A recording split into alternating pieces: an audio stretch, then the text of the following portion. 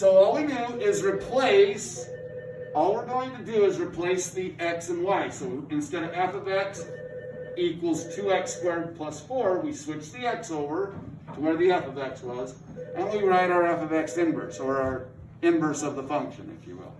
Now I could have wrote that as y inverse. It doesn't matter how you write it, right? That's not the important part. I'm trying to get this by itself. What should I do? Now, there's a lot of stuff I got to get rid of. What do I got? Tell me everything I got to get rid of, Derek. What do I got to get rid of to get this by itself? 4, the timesing 2, and the exponent of what? 2. Now, a lot of kids get caught up in the order of operations, and they say, well, I should get rid of the square root first, or square first. Is that for you? Mm-hmm. Okay. So I should get rid of the square first. But the problem is that you've got to go in reverse order of operation when solving an equation. So should I get rid of the square first or last? Last.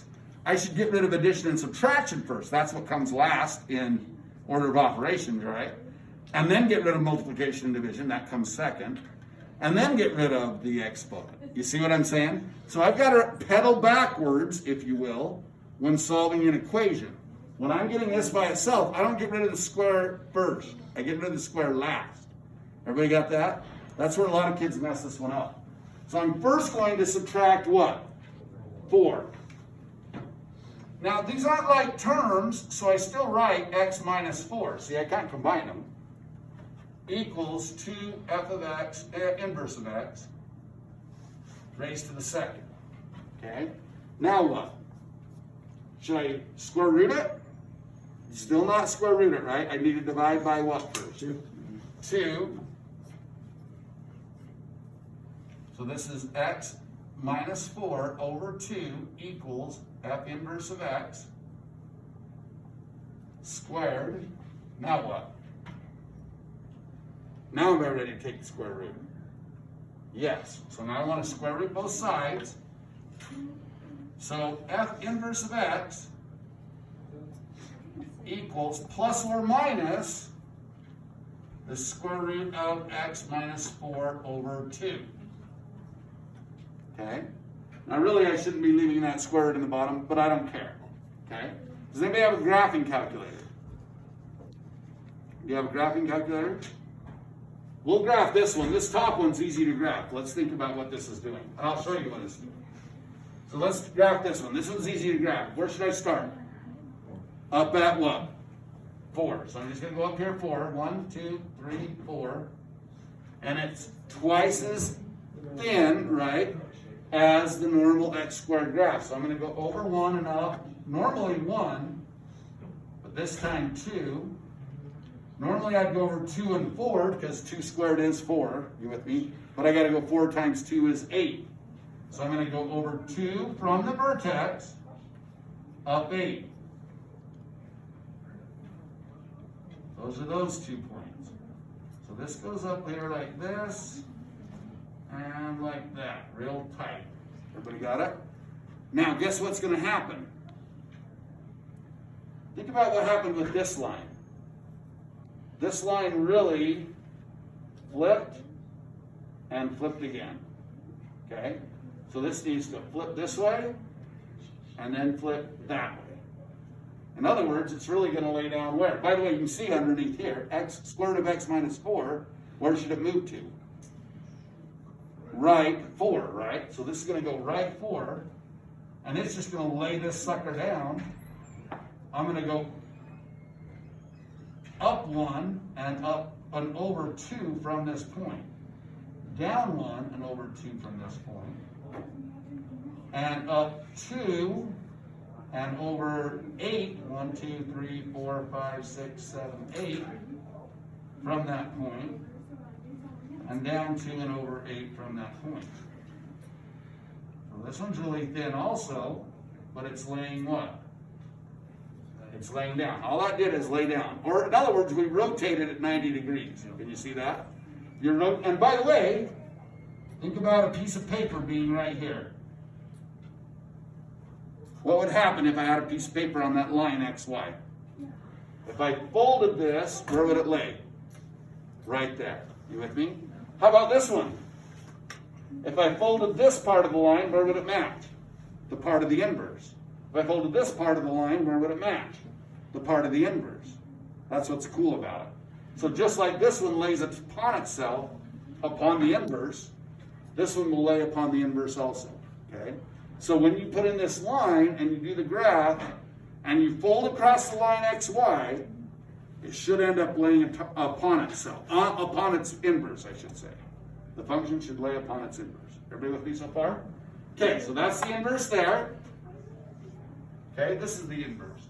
Now you may say, well, what the heck has this got to do with f of g of x? You'll see.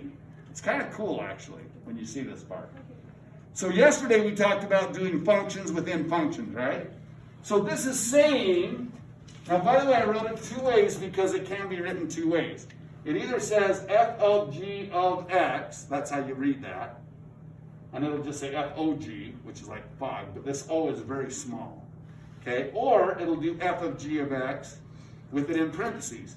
What this is saying is replace the x's in f, think of that, replace the x's in f with the entire function, what? G of x, okay? Addie, what are the x's in f? How many are there? What are the x's in f of x? What are the variables in f of x? How many are there? There's two of them. There's one right here with the square, and there's one right there, right? Is that right, Addie? Okay, so what am I going to replace them with? I'm going to replace them with g of x. So g of x is this whole thing. That whole thing has to replace these. And then I got to do them, squaring it out, I got to do all the math, okay? But the first step is just to replace them. So all I'm going to do is write 2 parentheses. Notice I'm putting in a parenthesis when I'm replacing. Did I do that here? Yeah, I did the same thing, didn't I? So I'm going to put in a parenthesis, and I'm going to do what? Negative x plus 4, close parenthesis, raised to the what? Second. That x got replaced with the entire function of g. That's what that's saying. Take f of x, replace the x's with all of g of x. Okay? Plus 3, there's another x. I got to replace it with g of x. I got to replace it with negative x plus 4. Okay? So you're replacing every x in the top one with the entire equation of the second one. Okay? Then I've got plus what at the end? 4. All the x's in the top equation were replaced by the entire equation, negative x plus 4. Everybody got it? Now, is that done and ready to go? No, I've got to square that whole thing out. It's still a lot of math, okay, to write it in standard form. So and that's what it wants. It wants it in standard form, especially on Alex. So I've got to square this sucker out. First term squared, x squared. Negative times a negative is a positive. Everybody with me so far? Okay. First term times second term, double. What's negative x times 4? Negative 4x. Doubled. What's negative 4 doubled? Negative 8. Okay, so I'm going to have negative 8x. Then last term squared. What's 4 times 4? 16. Notice I kept the parentheses because I still have the 2 in front I'm going to have to multiply by. I'm going to move this part right here for a second. G of f of x down here. Okay? And then I'm going to have the 3 right there. The rest of it hasn't changed. Now I'm going to distribute everything through and then collect like terms and I'll have my answer. So distributing the 2, okay? What am I going to get when I distribute the 2, McKay? 2x to the 6th. Second. Negative 16x plus 32. And distribute the 3 for me, Tyson. Negative 3x. Negative 3x. Plus 12. Plus 4, okay? Now I'm just going to collect all the like terms. Jax, do that for me. How many x squareds are there? There's 1x Just the one right here, right? So I'm just going to leave that as well. 2x squared. But there's how many x's? 2. Yeah, there's 2 of them. I'm going to be where then? Negative 19x. And then I got how many constants or ones without x's? There's 1, 2, 3 of those. Got to add them all together. 32 plus 12, 44. And then plus 4 more is 40 what? 48. 48. That's my answer for f of g of x. Now, let's do g of f of x. Do you think that's going to be the same? No. Will it be easier? Yes. Okay. What does it mean? Replace the x's of what? G with the entire function f of x. Well, how many x's are in g? How many x's are in this? Just 1. I still need to use a parenthesis because I got the negative that I'm going to have to distribute. But all I do is replace that x with the whole f of x. So I write negative instead of the x, replace it. Don't try and put it and the other part, you with me? Replace it with 2x squared plus 3x plus 4. Okay? And then I still have the plus 4. This plus 4 is coming from right here. You with me? On the outside. So that plus 4 didn't change. This whole thing was an x, and it was f of x that replaced the x. Okay? Now I just distribute the negative and then combine like terms. So distribute the negative for me, Trevor. Negative 2x squared plus 3x Minus 3x minus 4. minus 4 plus 4. Combine like terms. What do you get, Trevor? Negative 2x squared minus 3x. And that's it. Because what happens with the negative 4 plus the 4? Adds to 0. Everybody got it?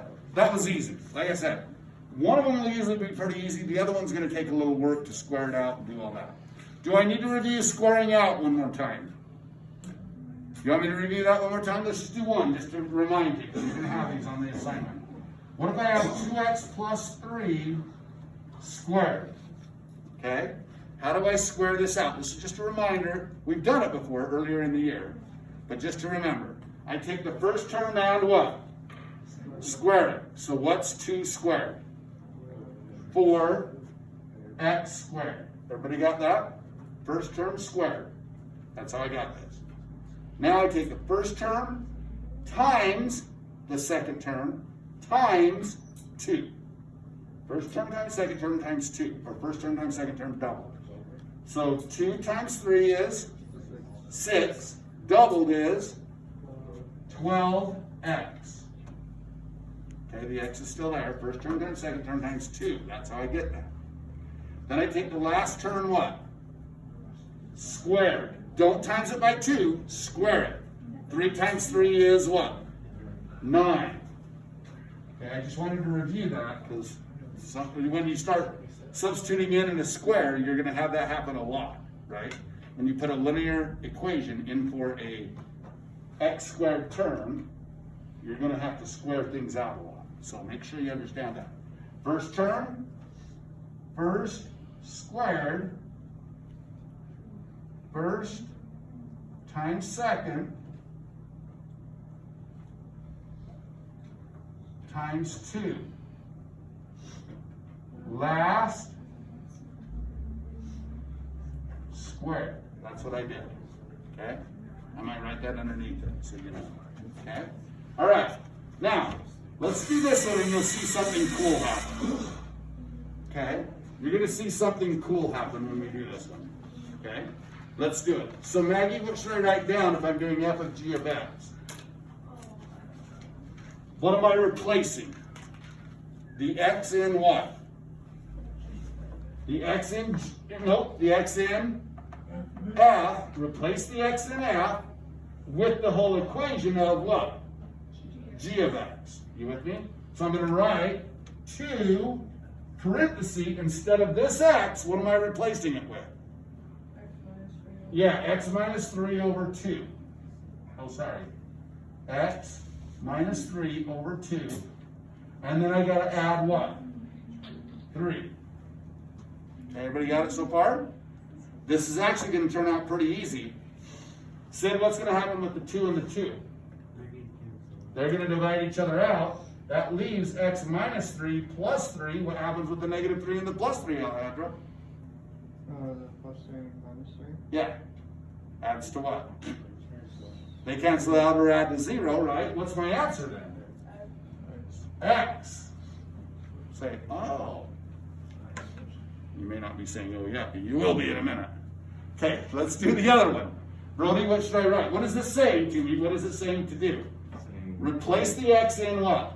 G. With the entire function of f of x, okay? So I'm going to replace the x in g, that's right there, with this whole thing. I'm going to go in right there, okay? 2x plus 3, I'm going to put a parenthesis here on it, just saying I replaced it, minus 3, all over what? 2. Order of operations. Got to do the top before I divide out. Everybody with me on that? So I got to do plus 3 minus 3. What's that? That's 0. What's 2 divided by 2? That's 1. What's left? Say, wow, those both turned out to be what? What'd they both turn out to be? I'm going to tell you something. If, and this needs to be in your notes, super important, it's in your notes. If f of g of x and g of f of x both equal x, then g of x and f of x are inverses. Are these two functions inverses of each other? Yeah, if I graphed them, would they be lines? Well, they're both lines because they're both linear, right? Would they be lines that would cross on the x, y, cross axis, if you will? Would they cross there? Yeah. Would they fold upon top of each other? Yeah. Those are inverses. How do I know they're inverses? Because f of g of x and g of f of x both ended up being what? X. That's how you tell. And that's how you're going to tell on the assignment. You want to try one more of those? Make sure you understand that. You got to get some x's on those because that's going to be on the assignment. So let's try one more.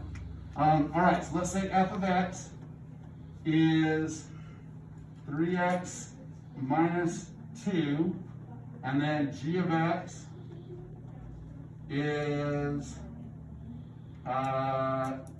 x plus 2 divided by 3, and let's say we wanted to know if these were inverses of each other. Okay? So I want to know if these are inverses. It says, are these inverses? And what are you going to say? You're going to have to say yes or no, and how do you know? Okay, yes or no, and how do you know? Well, I'm just going to do f of g of x, and I'm going to do g of f of x. If both these end up being what? X, then they are inverses. That's how I know. And that's the easiest way to check. They're super easy. Because even when you substitute, they end up being super easy. If they end up being actually what? X. If they don't, were these inverses? No, these weren't inverses for sure. But these two probably will be. Why? I'm going to go replace the x's of f, replace this with the whole thing. Okay, got it. 3x plus 2 over 3 minus 2. What's going to happen with those 3's? Cancel out. They're going to divide out. What's going to happen with 2 minus 2? That's going to be 0. What's left? Woo! Is that a good thing? Yeah, that's what I want. I want these to be both x's. If they're both x's, I have inverses. Do the same thing here. By the way, sometimes you will get an x in one and not in the other. It's rare, but it can happen. Okay, so you got to check both. All right, how do I check the other one? Same thing when we replace this x with this whole thing. Okay, so now I'm going to write 3x minus 2 plus 2 all over 3. Again, make sure you do the correct order of operations. Add and minus the 2 first. What's 2 minus 2? That's 0. What's the 3 divided by 3? That's going to give me what? X. Are they inverses then? Yes. Yes. Okay, you can stop that now.